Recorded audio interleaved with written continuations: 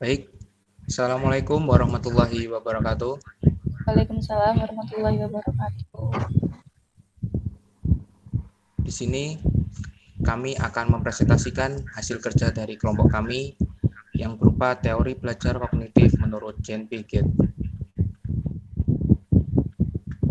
Adapun anggota kelompok dari kelompok 1, yaitu Nur Aizatul Munawwarah NIM 019, yang kedua Qurratul Ayun NIM 024, dan yang terakhir saya sendiri Gilbert Penginuta Ginting NIM 033. Untuk selanjutnya akan diteruskan oleh rekan saya yaitu Nur Aizatul. Silakan waktu dan tempat saya persilakan. Baik, terima kasih atas waktunya. Oke, di sini saya akan menjelaskan teori menurut Jean Piaget. Pengertian belajar. Menurut teori kognitif yang digagas oleh Jean Piaget, belajar sendiri diartikan sebagai suatu proses atau usaha yang melibatkan aktivitas mental yang terjadi dalam diri manusia sebagai akibat dari proses interaksi aktif dengan lingkungannya untuk memperoleh suatu perubahan dalam bentuk pengetahuan, pemahaman, tingkah laku, keterampilan, nilai, dan sikap yang bersifat relatif dan berkesan. Nah, kemudian makna perkembangan kognitif menurut Jean Piaget sendiri ini adalah Jean Piaget ini mengemukakan bahwa perkembangan kognitif merupakan suatu proses genetik, yaitu di mana proses yang terjadi didasarkan atas mekanisme biologis perkembangan sistem syaraf. Nah, perkembangan kognitif memiliki peran sangat penting dalam proses belajar karena pada dasarnya perkembangan positif merupakan proses mental, yang dimana proses mental ini merupakan perkembangan kemampuan penalaran logis atau development of ability to process logically. Nah, Piaget ini kemudian menyimpulkan bahwa berpikir dalam proses mental tersebut jauh lebih penting daripada sekedar kita mengerti. Nah, selanjutnya, tahap-tahap perkembangan kognitif menurut Jean Piaget. Menurut Jean Piaget ini, pengetahuan dibentuk oleh individu melalui interaksi secara terus-menerus dengan lingkungannya. Dalam teori Jean Piaget, perkembangan kognitif terjadi melalui 4 urutan tahap, yaitu tahap yang pertama, tahap sensori motor, yang terjadi pada individu usia 0 sampai dengan 2 tahun. Yang kedua, tahap praoperasional, yang terjadi pada individu usia 2 sampai dengan 7 tahun. Yang ketiga, tahap operasional konkret yang terjadi pada individu usia 7 sampai dengan 11 tahun. Dan yang terakhir atau yang keempat adalah tahap operasional formal. Nah, terjadi pada usia 11 tahun ke atas. Baik, kita ulas lebih dalam lagi. Pada tahap yang pertama atau tahap sensori motor. Tahap sensori motor ini terjadi pada individu usia 0 sampai dengan 2 tahun. Nah, pada tahap ini, individu memahami sesuatu yang berada di luar dirinya melalui gerakan, getaran, suara, tindakan yang dapat diamati oleh alat indera. Nah, kemudian tahap yang kedua, tahap praoperasional yang terjadi pada individu usia 2 sampai dengan 7 tahun. Nah, pada tahap ini cirinya individu mulai memiliki kecakapan motorik untuk melakukan sesuatu yang dapat dilihat maupun didengar. Tahap yang ketiga adalah tahap operasional konkret yang terjadi pada individu usia 7 sampai dengan 11 tahun. Nah, pada tahap ini individu mulai berpikir secara logis tentang kejadian-kejadian yang terjadi di sekitarnya. Dan tahap yang terakhir atau tahap yang keempat adalah tahap operasional formal, tahapan paling tinggi yang terjadi pada usia 11 tahun ke atas. Nah, pada tahap ini individu sudah dapat menggunakan operasi-operasi konkretnya, sudah bisa berpikir logis, juga berpikir kritis, di mana pikiran tersebut untuk membentuk operasi yang lebih kompleks. Nah, ciri pokok pembentukannya adalah individu dapat berpikir secara hipotesis, abstrak, deduktif, interaktif, logis, kritis, dan juga probabilitas. Seperti itu. Nah, baik, selanjutnya akan dilanjutkan oleh teman saya, Qurratul Ayun. Silahkan. Ia melanjutkan dari tahap-tahap perkembangan kognitif tadi.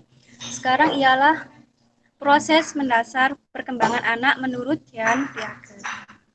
Menurut Piaget sendiri, ada 3 proses yang mendasari perkembangan anak atau individu.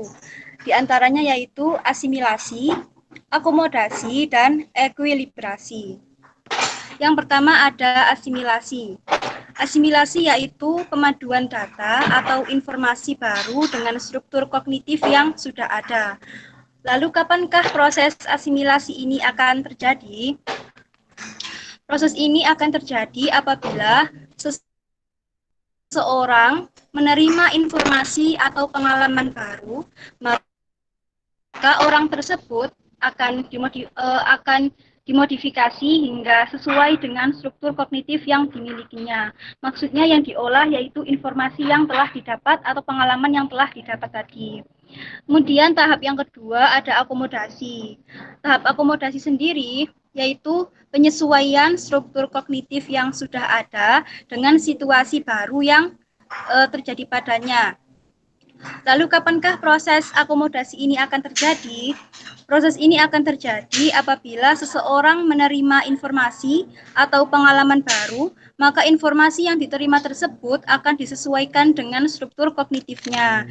Jadi perbedaan antara asimilasi dan akomodasi ialah ketika asimilasi, orang tersebut mendapatkan informasi, maka itu akan dimodifikasi dan disesuaikan dengan struktur kognitifnya. Sedangkan kalau akomodasi, informasi atau pengalaman yang didapat akan disesuaikan dengan struktur kognitifnya. Kemudian tahap yang ketiga yaitu ekuilibrasi, yaitu penyesuaian secara seimbang terus-menerus yang dilakukan antara asimilasi dan akomodasi. Proses ini akan terjadi apabila proses penyesuaian yang dilakukan terjadi secara seimbang dan terus-menerus dilakukan secara asimilasi dan akomodasi. Jadi pada tahap ekuilibrasi ini merupakan tahap gabungan antara asimilasi dan akomodasi. Selanjutnya yaitu implikasi teori kognitif menurut Jean Piaget dalam pembelajaran. Beberapa implikasi atau hal penting yang dapat diambil dari teori kognitif yang dikemukakan oleh Jean Piaget. Yang pertama yaitu individu dapat mengembangkan pengetahuannya sendiri. Suatu hal menjadi titik pusat dari teori belajar kognitif Piaget ialah individu mampu mengalami kemajuan tingkat perkembangan kognitif atau pengetahuan ke tingkat yang lebih tinggi. Artinya apa? Pengetahuan yang dimiliki oleh setiap individu atau anak dapat dibentuk dan dikembangkan oleh individu itu sendiri melalui interaksi secara terus-menerus dengan lingkungan dan selalu mengalami perubahan.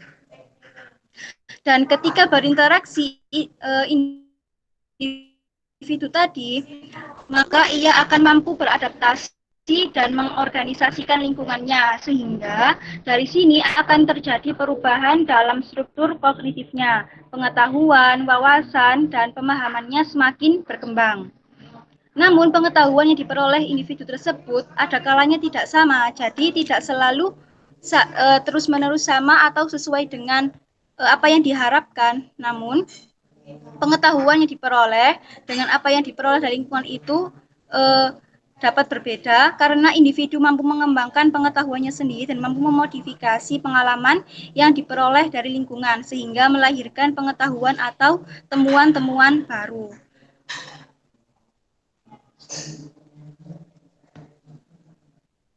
Selanjutnya yaitu implikasi yang kedua, yaitu individualisasi dalam pembelajaran. Dalam proses pembelajaran, perlakuan terhadap individu harus disesuaikan dengan tingkat perkembangan masing-masing individu. Belajar akan lebih berhasil apabila disesuaikan dengan tahap perkembangan kognitif yang dimiliki oleh setiap individu atau anak dengan karakteristik yang berbeda-beda. Susunan saraf seseorang akan semakin kompleks seiring dengan bertambahnya umur. Hal ini kemudian akan memungkinkan kemampuannya semakin meningkat. Oleh karena itu, dalam proses belajar, seseorang akan mengikuti pola dan tahap perkembangan tertentu sesuai dengan umurnya. Penjenjangan ini bersifat hierarki, yang artinya melalui tahap-tahap tertentu sesuai dengan umurnya. Seseorang tidak dapat mempelajari sesuatu yang di luar kemampuan kognitifnya. Selain itu, tingkat perkembangan peserta didik harus dijadikan dasar pertimbangan guru dalam menyusun struktur dan urutan mata pelajaran di dalam kurikulum. Ya, pada tampilan tersebut disajikan gambar dari penerapan tahapan teori belajar kognitif menurut Jean Piaget. Dapat dilihat pada gambar pertama. Gambar pertama itu menunjukkan gambaran dari tahap yang pertama, yaitu tahap sensori motor yang terjadi pada anak usia 0 sampai 2 tahun. Kemudian pada gambar yang kedua menggambarkan tahap praoperasional, di mana tahap praoperasional terjadi pada anak berusia 2 sampai 7 tahun. Kemudian pada gambar yang ketiga menggambarkan tahap operasional konkret, di mana tahap ini terjadi pada anak atau individu yang berusia 7 sampai 11 tahun. Dan kemudian tahap yang terakhir dari perkembangan anak menurut Jean Piaget, yaitu tahap operasional formal, di mana tahap operasional formal terjadi pada anak atau individu yang berumur 11 tahun ke atas.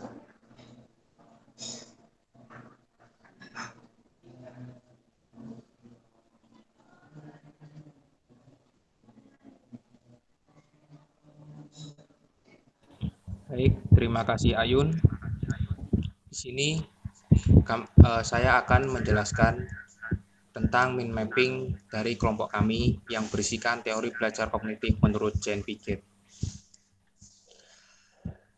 Di dalam mind mapping ini, isinya atau muatannya tidak jauh beda dari apa yang telah dijelaskan oleh rekan-rekan saya tadi. Tapi di sini saya akan sedikit menekankan bahwa Jean Piaget memiliki 4 tahap urutan tentang teori perkembangan kognitif. Yang pertama yaitu tahap sensori motor, mulai dari usia 0 sampai 2 tahun. Tahap praoperasional, mulai dari usia 2 sampai 7 tahun. Tahap operasional konkret, mulai dari usia 7 sampai 11 tahun. Dan yang terakhir, tahap operasional formal, mulai dari 11 tahun sampai ke atas. Silakan saudara memperhatikan secara seksama mind mapping dari kelompok kami ini.